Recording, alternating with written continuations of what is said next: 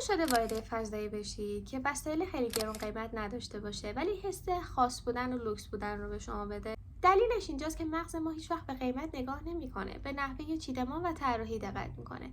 توی این ویدیو میخوام اونایی که طراحای داخلی استفاده میکنن برای اینکه یه فضا شیک و لوکس تر دیده بشه رو بهتون یاد بدم. قانون اول، همه چیز نباید توی نگاه دیده بشه.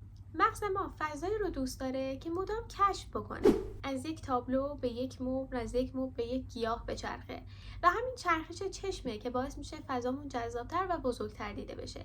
یکی از اشتباهات رایجی که ما توی طراحی داخلی میکنیم اینه که همه چیز رو تو نگاه اول نشون مخاطب میدیم.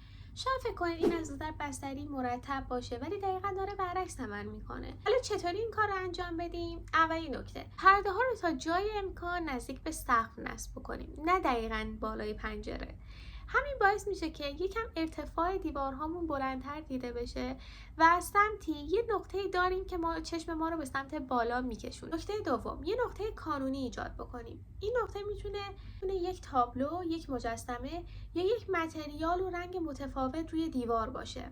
همین باعث میشه که چشم ما چند لحظه اونجا مکث بکنه. و نکته آخر که مهمترین نکته است، همه وسایل رو از 1 متر ابتدایی کف به بالا نچینید. این فضا رو نگاه بکنید.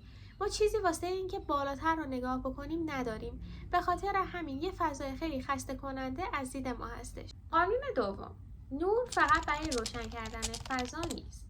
خیلی وقتا که درباره نورپردازی خونه فکر میکنیم نورپردازی باید به گونه‌ای باشه که اون فضا فقط روشن بشه، اما نور یه وظیفه مهمتری هم داره. نور میتونه مسیر نگاه ما رو هدایت کنه، به بعضی بخش‌های فضا اهمیت بیشتری بده و حتی احساسمون نسبت به کل اتاق رو تغییر بده. یه فضای حرفه‌ای معمولاً از چند تا لایه نوری تشکیل شده. لایه اول، لایه اصلی. این نور حس کلی فضا رو میسازه. معمولا یه نور ملایم و گرمه که باعث میشه محیط آرومتر و صمیمیتر ایجاد بشه. لایه دوم، نور کاربردی. برای قسمت‌های استفاده میشه که یه فعالیت مشخص توی اون انجام بدیم، مثل چراغ مطالعه یا یک نوری که توی کانتر برای آشپزخونه است. لایه سوم، نور تأکیدی. این نور برای جلب توجه به عنصر خاص فضا، مثل یک اثر هنری، یک گیاه، یک دیوار بافتار با یک جزئیات معماریه. وقتی این نورهای لایه‌ای رو تو بخش‌های مختلف و ارتفاعات مختلف نصب می‌کنیم، ما فقط یه فضایی نداریم که روشنه، بلکه یه حس و حال و یه هویت جدید داریم. قانون سوم، از تفاوت و تضاد نترسید. اگه همه چیز قرار باشه شبیه هم و هم اندازه هم باشه، اون فضا طبیعتا قابل پیش بینی میشه و خیلی کسل کننده. این تضاد میتونه توی رنگ، فرم، اندازه و شکل باشه. وقتی همه چیز توی فضا یک جنس و یک شکل و یک اندازه باشه، چشم خیلی سریع همه چیز رو پردازش میکنه و دیگه چیزی برای کشف کردن باقی نمیمونه.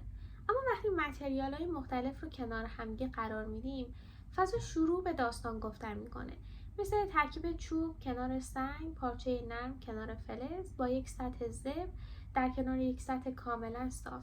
همین تفاوت ها توی متریال و اندازه و بافت ها باعث میشه اون فضای ما یه فضای غنی تر باشه.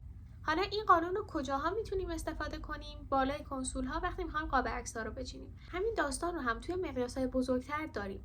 زمانی که شما بیاید مبل های یک همه یک شکل باشه، اصلا حس جذابی نمیده. کاملا مشخصه که خرید همه اینها با هم دیگه شاید چند ساعتی وقتتون رو گرفته. قانون آخر که مهمترین بخش این ویدیو هستش، تعادل بین طراحی و شخصیت خودتون.